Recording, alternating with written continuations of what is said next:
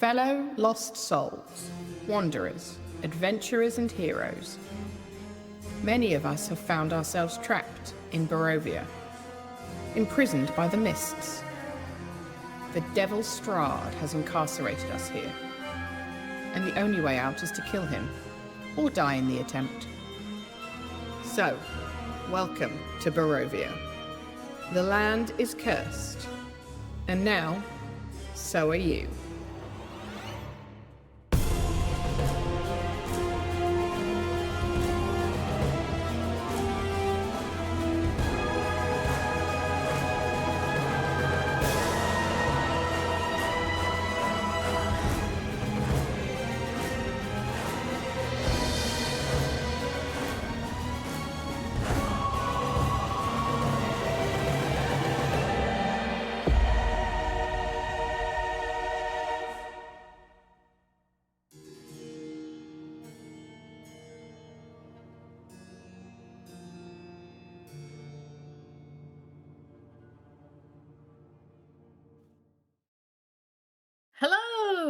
Hello friends, welcome back to our Curse of Strahd campaign stream, session 22, where we try and save some kids for a literal demon in a locket that is in Diota's pocket. There you go. I'm Debbie. My name is Debbie. Yes, I know my name. I use she, her pronouns. Oh, this is off to a rip-roaring start already. I'm your Dungeon Master. I do know my name. It is Debbie. Let me introduce to you your players. Folks, feel free to introduce yourself, your pronouns, your characters. Say hello, everyone, to Adam. Hi, everybody. Adam Lawver here. My pronouns are they, them, or he, him.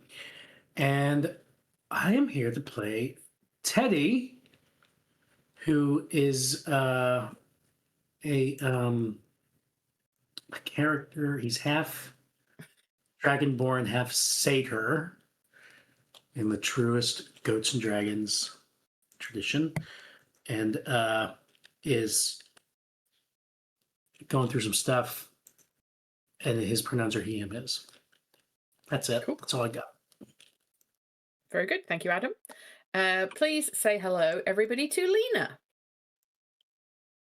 Hey, I'm Lena, and my pronouns are she, her, and I'm playing Mari Mia Tinker, whose pronouns are also she, her, and she's a tiefling rogue. Very good, very good. I'm glad that it seems like we all know our names today. Mostly. We mostly know our names, mostly. Very good. Please say hello to Galway. Everybody. My name's Galway. Pronouns he, him, or they, them. I play Diota, the elvish artificer whose pronouns are they, them. Very good. And last but by no means least, say hello to Elise. Hello. I'm a void today. Just a black void. Hi, everyone. Sorry, no camera, just not feeling 100%. My name is Elise. My pronouns are she, her, hers, and I play Mink, who is a Fearbolg paladin, and his pronouns are he, him, his. Thanks. All right. Housekeeping. We are affiliate on Twitch, which means you're able to cheer and subscribe to us. Do that. You can also link your Amazon Prime account to support us via Prime Gaming. We have chat commands. Get your fingers ready. !Discord will get you a link to our Discord community. If you want to see pictures of my dogs, and I'm going to post after the stream a picture of the very first strawberry that I harvested from my garden yesterday. So if that's your vibe, join us in the Discord. !Merch will get you a link to our merch store where you can buy cool stuff with artwork designed by members of the community in reference to our campaigns and often inside jokes. So get inside with us. Ko-fi, Ko-fi. If you would like to support us, you can send us money that helps us buy assets like the book and stuff in Roll20 for this game. And !Donate. Galway, what are we set up to donate to at the moment?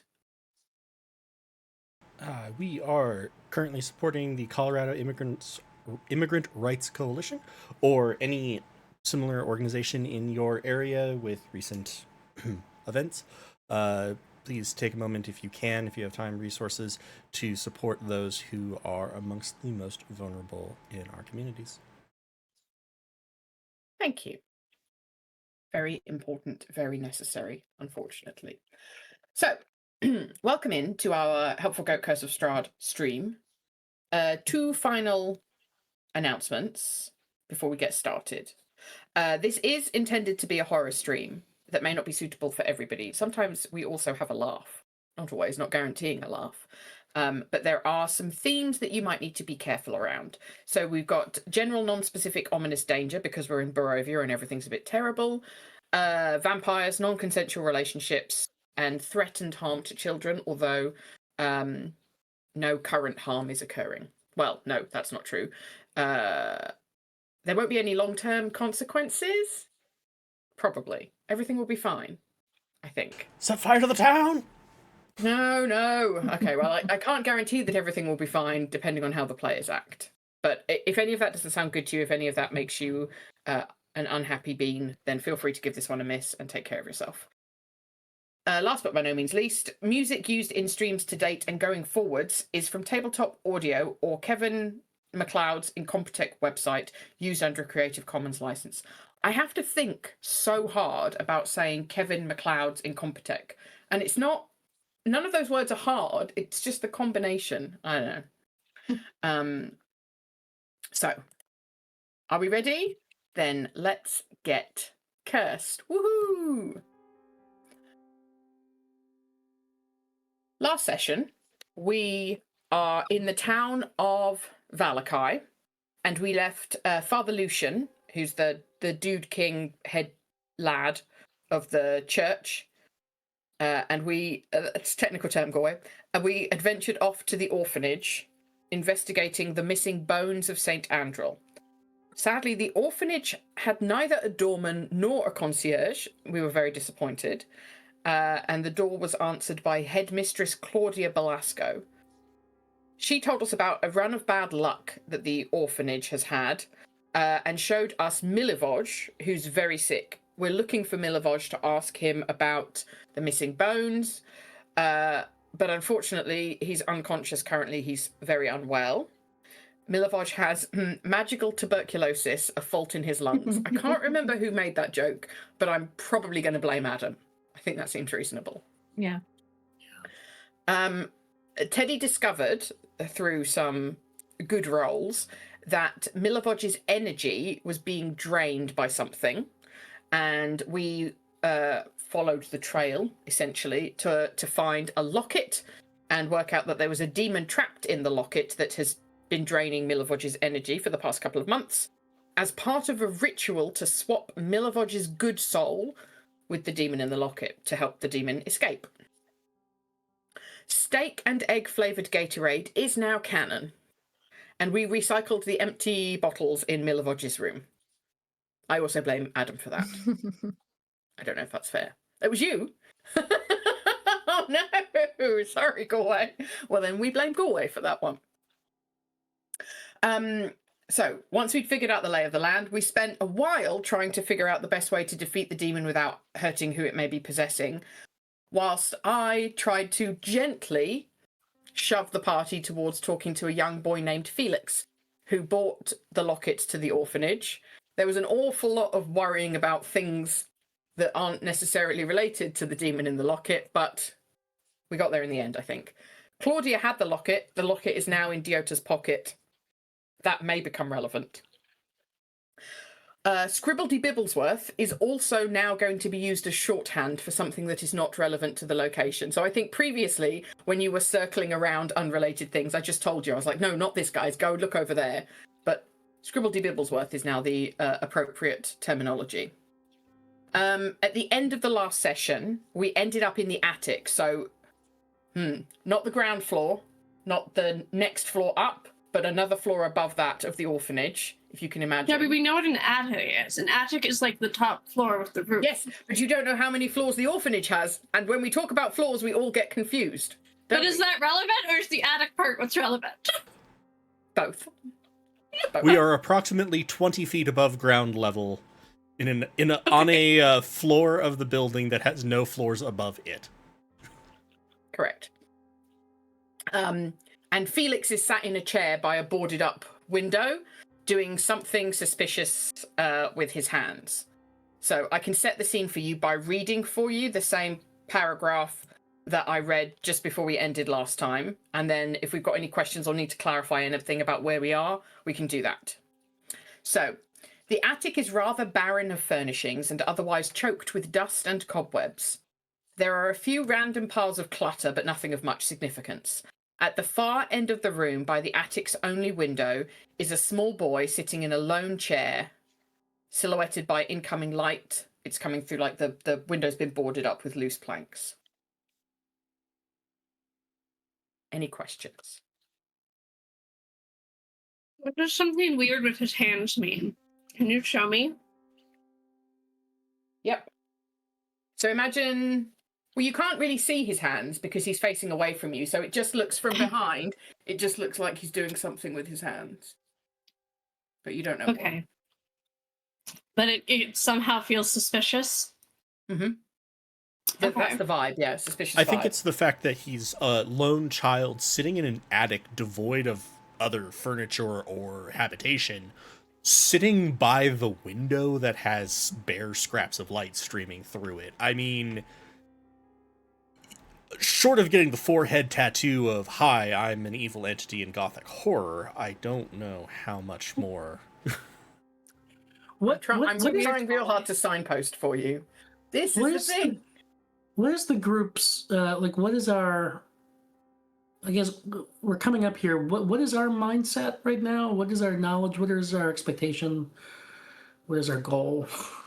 Like, where were we at last time? Were we coming up here still just investigating, like, what's going on with this kid? Or, I mean, but we, like, had a firmer sense of, like, okay, Lockett is this, there's some kind of demon involved. I have that we need to Right. get the demon to physically manifest separate from possessing someone to kill it without killing someone else. I think we think that Felix is possessed possibly with the demon. So if he is, we have to get the demon out of him to do the stabbing of the demon, not of Felix. And then it's solved, I guess. Okay. But we don't want to kill Felix. The whole reason that you're pursuing the demon is because you know that the demon is trying to manifest fully, which would mean that Milovoj dies. And you need Milovoj not to die so you can ask him what happened to the bones, which is important so you can re-sanctify the church and keep Irina safe.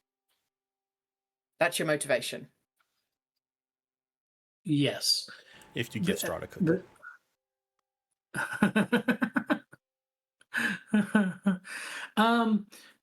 So the demon, though, is like in the locket, but trying to get into. So imagine the demon is like a genie in that it is tied to the locket. But you have a sneaking suspicion that the demon is somehow partially out of the locket and possessing Felix. But not fully out of the locket, otherwise it wouldn't be doing the business with Milovoj. It would just be out and about wreaking havoc in Barovia. All right. And it's pulling Milovoj into the locket so that it can leave. Because it needs a pure and compassionate soul. What does this tell us about Felix's soul? He's a child. Probably a child doesn't soul have one. He doesn't. Yeah, kids don't get alignment until they like hit puberty or whatever. I don't know. Okay, cool. All right. All right. Well, like, unless there's a kind of a general consensus that we're coming up here swinging, Teddy might just continue his what I recall as being a somewhat steady, curious, cautious engagement with the child, by just saying, Felix, buddy, what's up?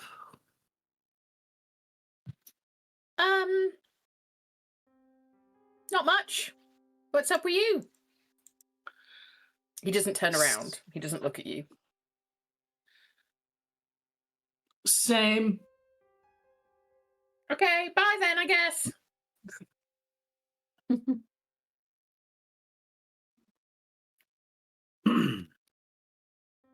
I guess what I meant by sup though is more like, how are you feeling? We were sent up here by Headmistress Claudia. My name's Teddy, and we're concerned about you, and I don't know if you're friends, if you know Milovaj downstairs. He's really not doing too hot. Yeah, he's really sick. Yeah, so we're It's trying sad. to. It is sad. We're trying to help him. Good luck. Thank you. Do you know anything? Do you have any ideas for what might help him? For what might be going on with Milovaj? Yeah. At this, he kind of turns and looks like, so if you imagine like he's sat in a chair with the back of the chair to you, he turns and like looks over his shoulder and he's like, looks you dead in the eyes. I've got no idea. And then turns back around.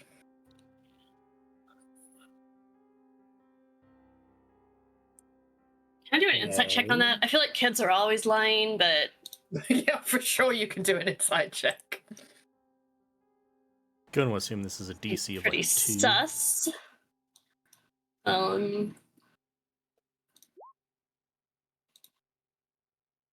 Okay, well, I rolled a 7, but I feel like I should get more than 7 because I have younger siblings who probably lie all the time. Okay, well then, what would you have got if you did an advantage on that? 7. Well, I mean, the good news is like everything was telegraphed from the GM of like this Right. child is lying. So through their I'm an teeth. idiot, but the rest of you don't have to be. Yeah. So I feel like with that, Murray, is you think that if Felix gave a shit about hiding what was going on, you maybe would not have got a read on this, but he very deliberately like looked you in the eye and aggressively lied to your face. Cool. He Even does with a not give a 7. Awesome. with I a mean, yeah. it's like a 8-year-old sitting like a Bond villain. Yeah. Cool. Do we remember who I've got telepathy with right now? Just gonna telepathy to whoever I'm telepathying right now. It might have been everyone. Can you just do that, or do you have to pick one person? Don't you also have 2 different types of telepathy? I do. I've not got the tooth up. I've got the other one up. Horrendous. That's such a sentence. And I've not got the tooth up. It's where the actual fuck is it in here? I think it's one person. Oh no, it's one or more creatures I can see equal to my proficiency bonus. I don't know. I don't think I did that, but we're gonna say I did that, and just like I'm gonna just like tell y'all, hey, I think he's lying, just in case some people missed that. I think you. Oh yeah, so you would get all of us because you don't have to include yourself in so. that, and you have a proficiency bonus of 3. Cool. Yep. Let's say that you did that before whatever. That makes sense. Felix, Oh yeah. Can you I mean, we know at this point that this is Felix possessed by a demon, right? Like we are not.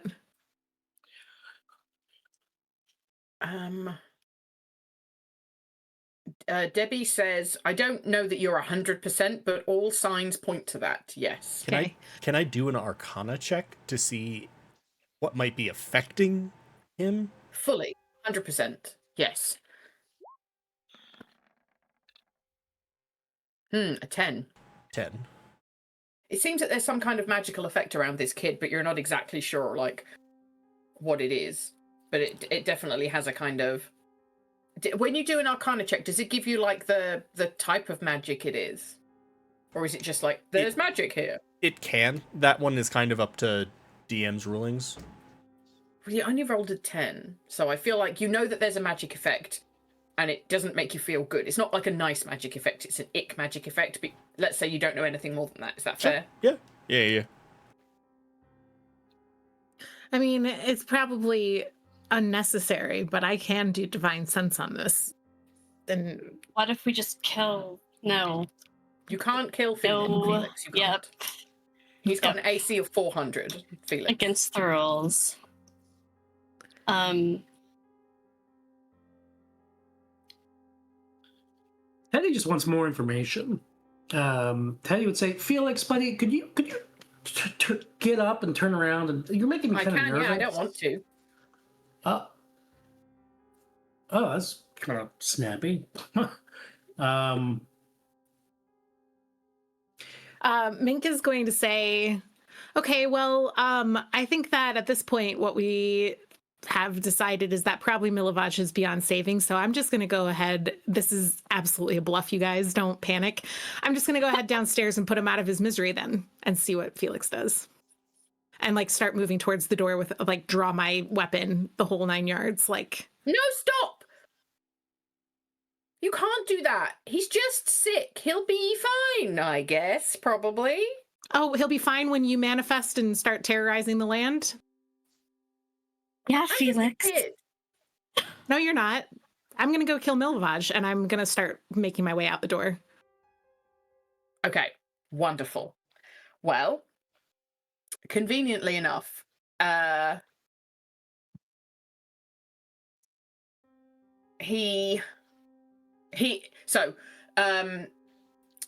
Felix gets out of the chair really quickly, and like the chair topples over, and it looks like Felix is in two minds about what he's doing, in that his body is moving towards you, Mink, quickly, but also his body is trying not to move.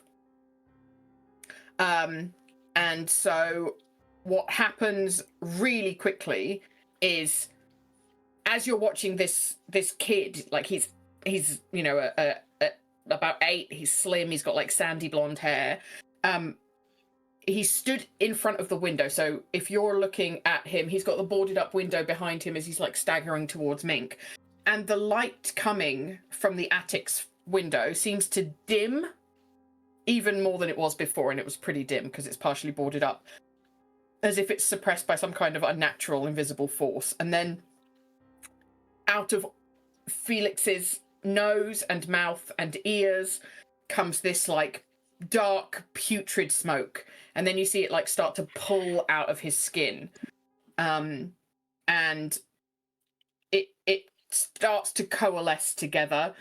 Wafting from his body is this like impenetrable shadow, and you see that he like slumps to the floor behind. So like the window's there, Felix is on the floor, and then between you and Felix there's this shadow that starts to take form, like arms stretching out from the central mass with solid black claws, and a face that is just a big grin with rows and rows of razor sharp teeth.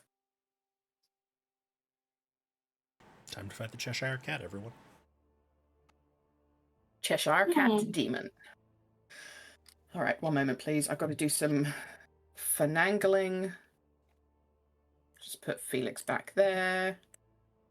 Da-da-da-da-da-da. Bam! Oh, good. I like that token. That's a good token.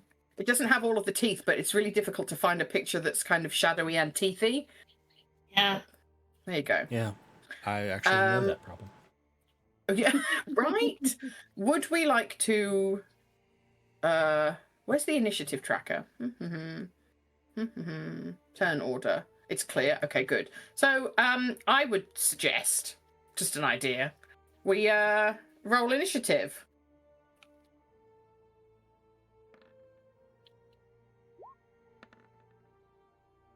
In it.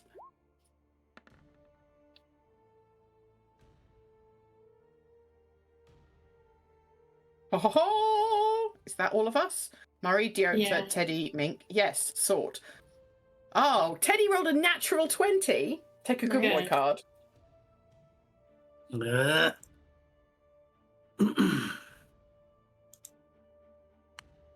Drawing a good boy card. Did it get automatically added? Yes, I think it did.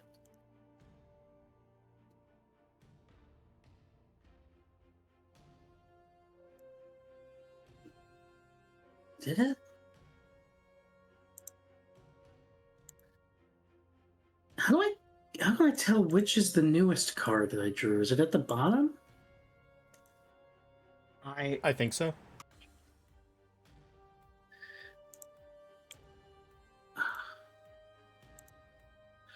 Okay, if it's a repeat of an existing card that I have, do I get to No, draw you another just one? have to have it. We asked That's that multiple dumb. times last session too. I agree. Yeah. I think we all agree that that's dumb. Debbie. That's why it was confusing. I was like, this looks familiar. Okay. I apologize. I'm trying to work out how I can turn the music down because it's really loud in my ears. But I don't think I can. I think it's just at a set volume. And if I turn down the audio on the computer, it's going to turn down all of you. You can. It's in the settings on Roll20. If you go to the cogwheel, yeah. Yes. Audio and video, Yes. master music volume level. Yes. Oh, Because we're not Thank voice you. chatting through that, so it won't adjust. everything else. Wonderful. No, that's marvelous.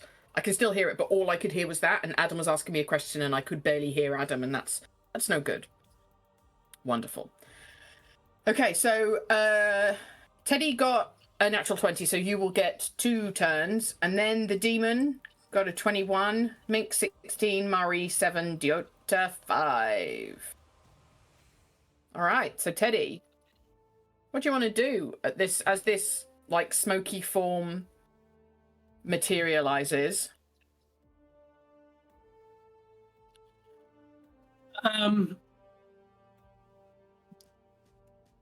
Teddy will cast Guiding Bolt on it for his good first spell. turn, I think. Okay. Oh, that's good to know because I have no idea what I'm doing. I don't like. I think it's like one of the most underrated, like, because it gives the next person advantage, right? Yeah, guiding bolt. Oh, the is- next attack. Yeah. The next attack, yeah. In this case, would be me. It's going to be you, but yeah, I guess that's a good But point. But yeah, But it's super powerful. yeah. It's also one of the few ones that, like, as a cleric, it's just like, yep, first level Which- spell, still good. Now that I think about it, maybe I should have saved Guiding Bolt for my second turn so that somebody with a stronger attack could get. Yeah, I don't know. It also well, affects too spell late. attacks. Like, it would give the next guiding bolt advantage. So Oh hell! do I need to roll a save, or do you roll an attack? I make a ranged spell attack. So I roll. I roll something. Do I If- roll? You might actually have it in your attacks and In my spell casting. attacks. Yeah, like where your weapon and everything would be if you added it directly from Roll20. Yeah, it's in here. So I'll just click Guiding Bolt. You just click on it. Yep. Nice. 23. Yes, a 23 hits. So you take 4d6 radiant damage. If you click Do the I roll word for guiding damage? bolt, it'll roll it. In the chat. At what level? Level 1. Nice. The spell is so good. 15. 15 All right, damage. here's a question. 15 radiant. Vulnerability is double? Doubles. 30 radiant. Hell yeah. So this might be over before it begins, guys. I'm mad at you. It's fine. Like, oh, don't make the combat encounters too hard. Fucking nonsense. So you see your bolt of radiant light. You're a little bit worried because it's this ghostly shadow and it's non-corporeal and it's just like, insubstantial. And you're not entirely convinced that your bolt of light is going to hit it. but it absolutely like grabs hold of the whole thing and rips an enormous hole through the center of it. And you see it bleeds from this hole like a black inky substance with an awful acrid smell. You fucked this demon up in one hit. Go again, please. I think I'm gonna cast Guiding Bolt again with advantage. You think? Let's see what happens. I'm looking at my bad boy cards. What have we got?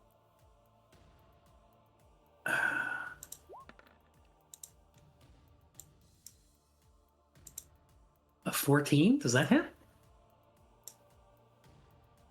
Let me check. Yeah, if it meets, it beats. Roll your damage. Oh my god. 20. Holy shit. That's insane. That's such a good damage roll. 40 radiant And that 40 radiant. with the weakness I mean- added. I'm just looking at my bad boy cards for no reason. Okay, just Talk amongst yourself for a moment. Is there like a make character invincible? Hmm.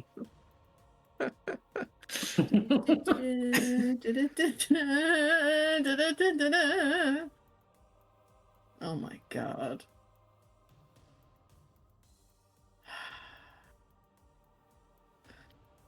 So many bad boy cards to go through. Teddy too. is just like, I'm gonna send this thing in last week. Just blast it. So Yep. good. Yep. And the best thing is, like, this thing, if you'd let this thing take a turn, it has so many good shit, but Mhm. look. Mhm. I've got Sometimes so many a so many cleric. so many bad boy cards, and none of them are any good. Half a compliment sandwich. Oh, good.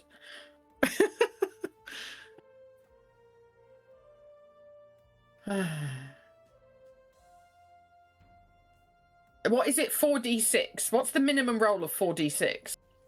4. Okay, I've got a One bad boy normal card. dice. Hang on.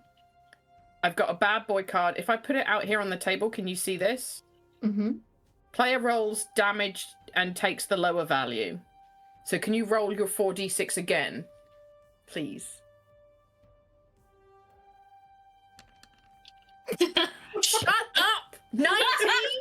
Alright, I guess we keep looking through the bad boy cards. Okay, but you consumed that one, right? Yes. Okay. Remove card. Incredible. Well, I got... Okay, so the only other card that I've got... But I can't use that because this is not the main antagonist. Okay, fine, great. Look, okay, so... Wait, I'm going to use another bad boy card. Where is it? Oh, I just went past it. I got too many.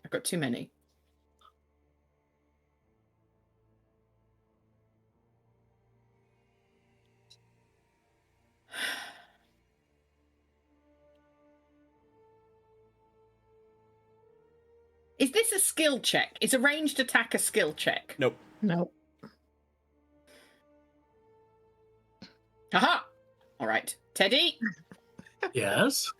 you lose 1 gold piece.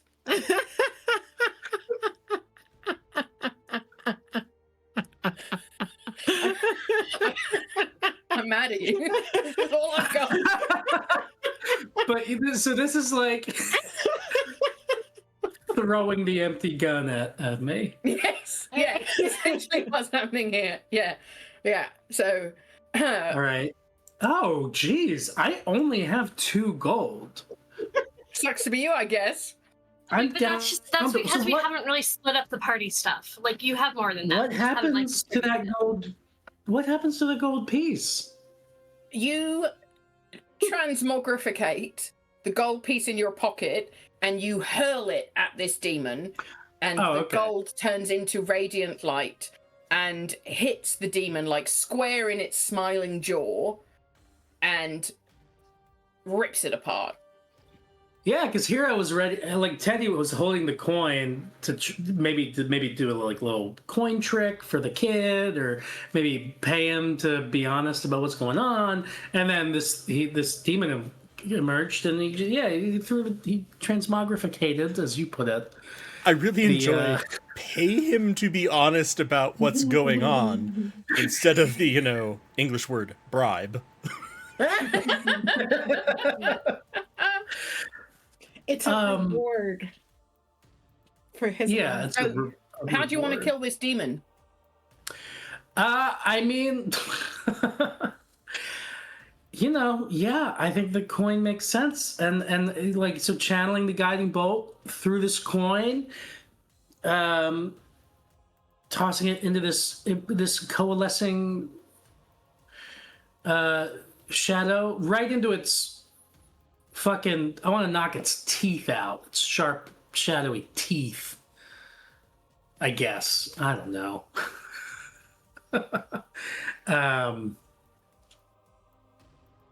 Yeah. I feel so anticlimactic happening right away like this, but I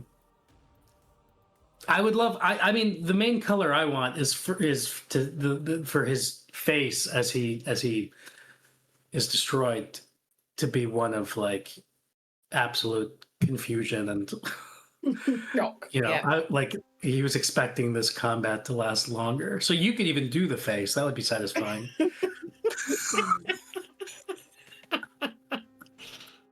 Congratulations. The next one will instead of lose a gold piece, you will finally find a steak and egg pie, and she's just going to have like crossed out on the card. Lose a gold piece, and it'll just be destroy one steak and egg pie. Yeah. What's going to happen is because this thing, like, we'll come back to like what actually happens in the moment, but it's resistant to all damage types pretty much. It's immune to some, it's resistant to everything, it's just vulnerable to radiant. Yep. So Yep. I genuinely thought this was going to be like a nice fight, not like just Teddy kills it in one turn. There's a reason that the proportional value of clerics and paladins in like standard D&D is pretty good. Curse of Strahd. Whoop. Yeah. Genuinely, I'm sorry that. No, don't apologize. How dare you apologize to me? Very good. Pretty badass. Okay, well, I mean, it feels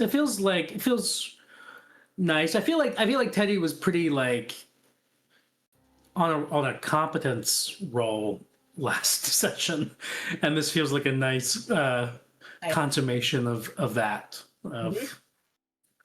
Like, all right. Yeah, well, he chose the right spell, as it turns out. Mm-hmm. So that helps too. Yeah, so as lucky. this demon is getting like ripped apart, you see, although